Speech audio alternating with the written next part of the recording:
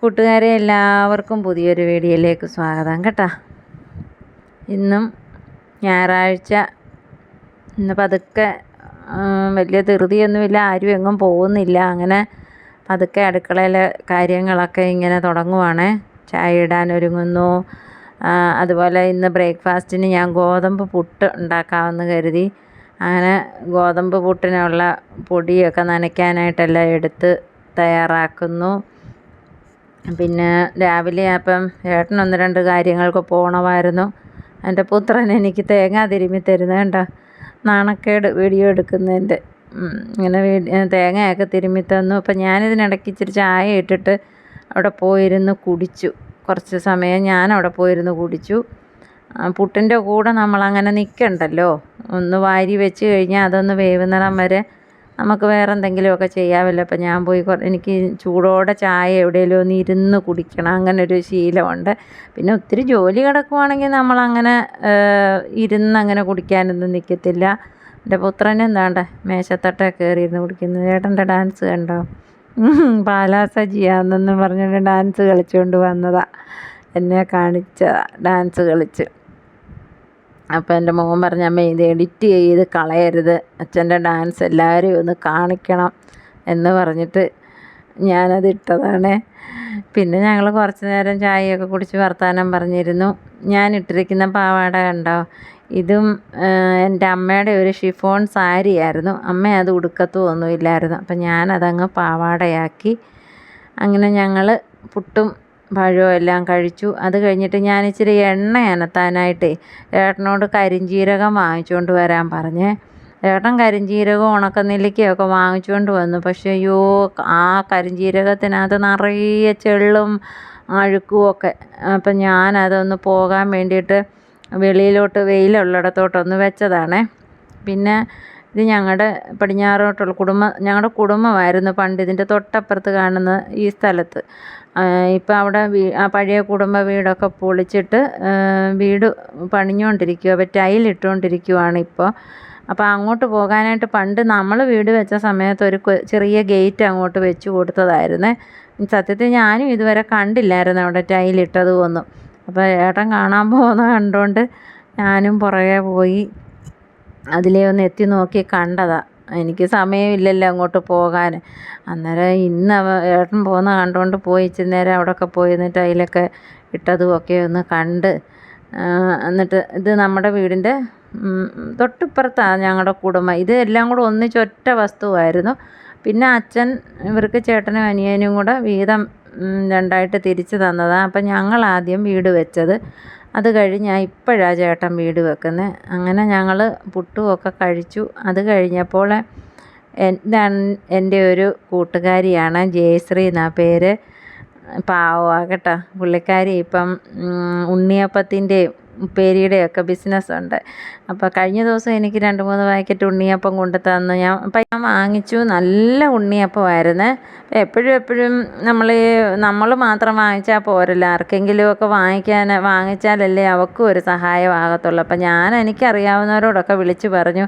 അങ്ങനെ എൻ്റെ മോൻ്റെ കൂട്ടുകാരൻ്റെ അമ്മയ്ക്ക് ജോലി സ്ഥലത്ത് കൊണ്ടുപോകാനായിട്ട് കുറച്ച് ഉണ്ണിയപ്പം 4 പാക്കറ്റ് ഞാൻ വാങ്ങിച്ച് വെച്ചു. എന്നിട്ട് ഞാനങ്ങ് കൊടുക്കാമെന്നും പറഞ്ഞുകൊണ്ട് വാങ്ങിച്ച് വെച്ചു. കൂട്ടത്തിൽ അവൾ 1 പാക്കറ്റ് കപ്പയുപ്പേരി എന്നെ പിടിച്ചേൽപ്പിച്ചു.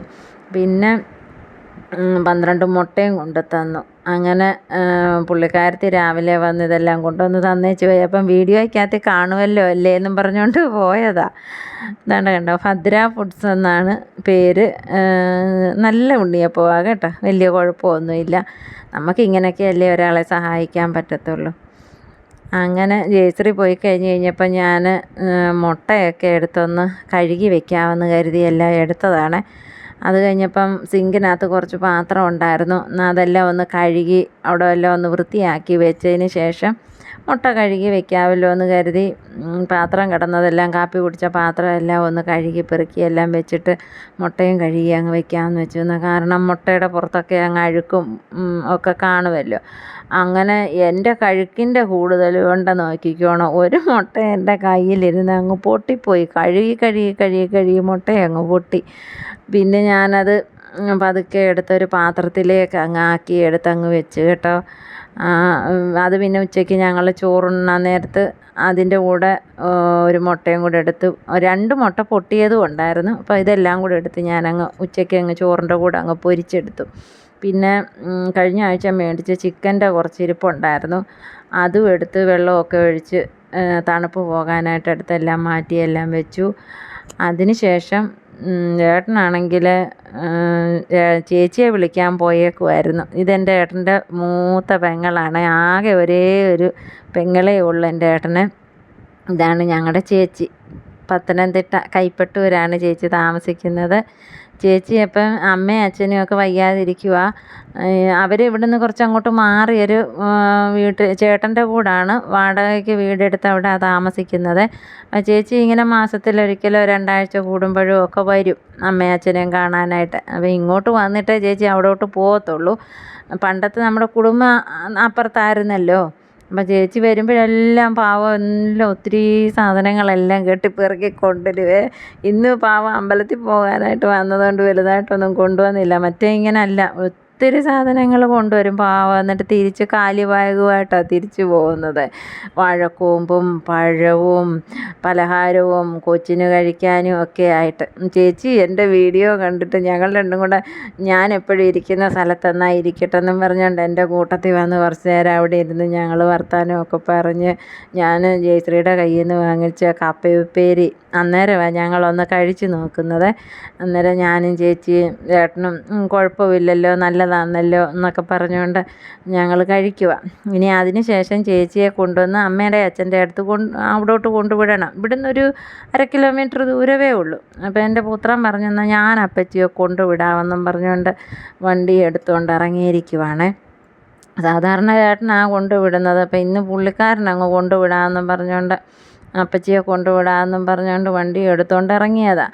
അപ്പം ഞാൻ പറയുമായിരുന്നു സൂക്ഷിച്ച് വേണേ എന്ന് പറഞ്ഞുകൊണ്ട് പറഞ്ഞു വിട്ടതാണ്. ഈ മഴയൊക്കെ പെയ്ത് അവിടെയൊക്കെ ഇച്ചിരി വെള്ളവും വഴുക്കലും ഒക്കെ ഉണ്ട്. അപ്പോൾ സൂക്ഷിച്ച് കൊണ്ടുപോകണേന്നും പറഞ്ഞ് ചേച്ചിക്കാണെങ്കിൽ കാലുവേദനയൊക്കെ ഉള്ളതാണ്.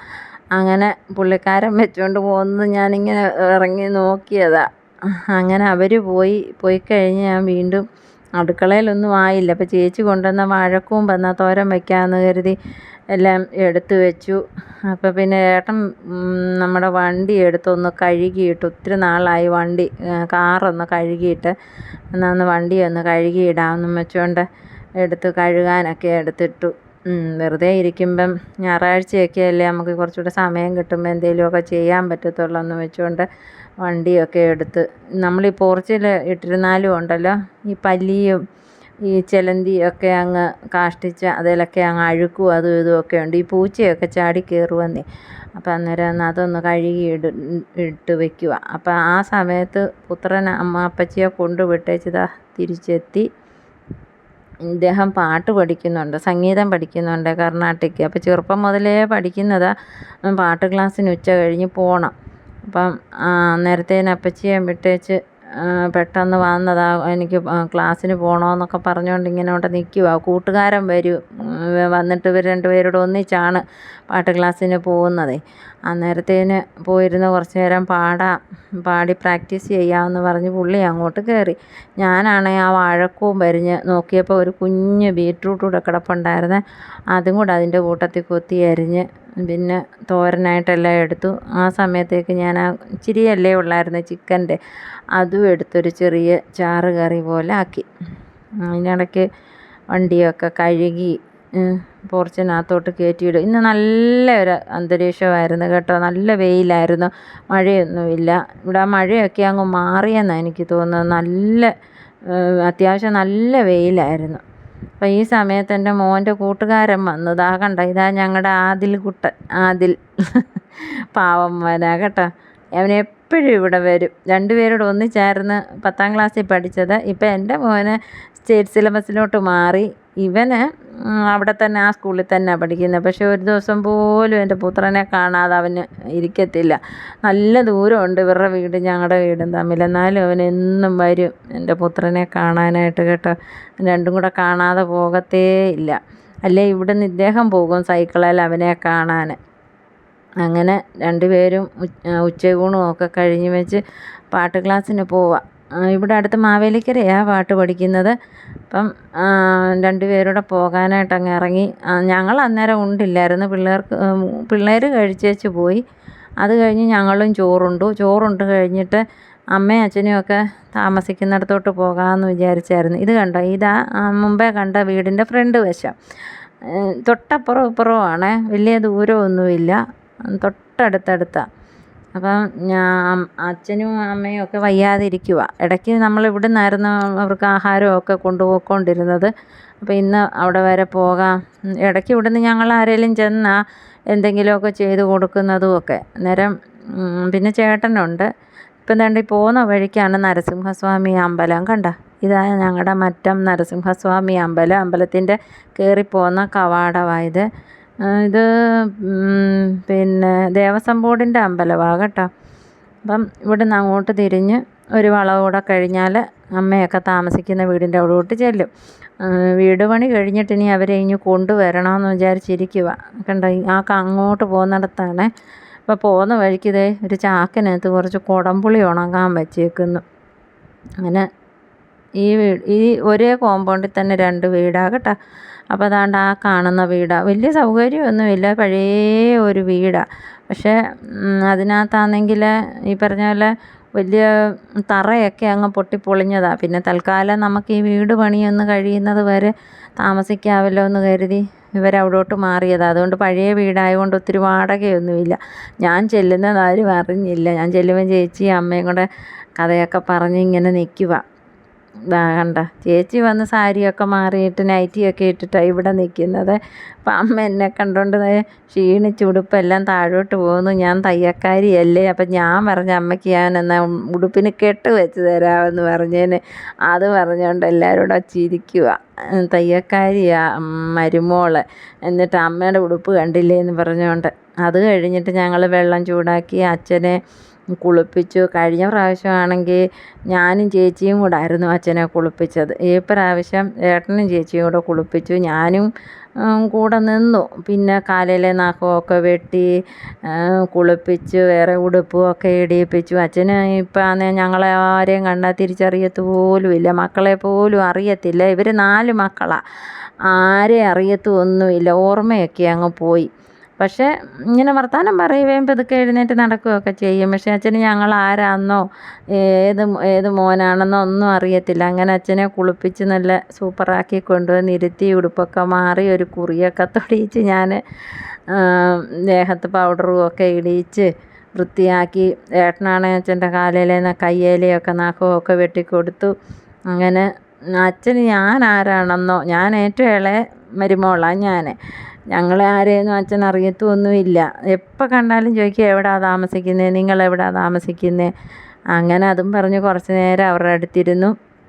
അത് കഴിഞ്ഞ് ചേച്ചിയെയും കൊണ്ട് ഞങ്ങൾ താമസിക്കുന്നിടത്തോട്ട് ഇങ്ങ് തിരിച്ചു വന്നു. അപ്പം അമ്മയ്ക്കും കുളിക്കാനുള്ള വെള്ളമൊക്കെ അടുത്ത് വെച്ച് കൊടുത്ത് എല്ലാം ശരിയാക്കി കൊടുത്ത്. അച്ഛന് പിന്നെ കുളിച്ചേച്ച് വന്നപ്പോൾ തണുപ്പാന്ന് പറഞ്ഞതിന് ഇച്ചിരി ചായയൊക്കെ ഇട്ട് കൊടുത്തു. എല്ലാം കഴിഞ്ഞിട്ട് ചേച്ചിയെയും കൊണ്ട് ഞങ്ങളിങ്ങ് പോരുന്നു. ചേച്ചിക്ക് തിരിച്ചങ്ങ് പോകണം. ചേച്ചിയുടെ ഹസ്ബൻഡ് വീട്ടിൽ തന്നെ ഉള്ളൂ. അപ്പോൾ ചേച്ചി വൈകിട്ടങ്ങ് ചെല്ലണമെന്ന് പറഞ്ഞുകൊണ്ട് അങ്ങ് പോയി. അപ്പോൾ ഇതൊക്കെയാണ് ഇന്നത്തെ ഞങ്ങളുടെ വിശേഷങ്ങൾ. അപ്പോൾ നിങ്ങളുടെയും കാര്യങ്ങളൊക്കെ നടക്കട്ടെ. ഇന്നത്തെ വീഡിയോ എല്ലാവർക്കും ഇഷ്ടപ്പെട്ട് കാണുമെന്ന് വിശ്വസിക്കുന്നു. അടുത്ത വീഡിയോ ആയിട്ട് കാണുന്നത് വരെ താങ്ക് യു.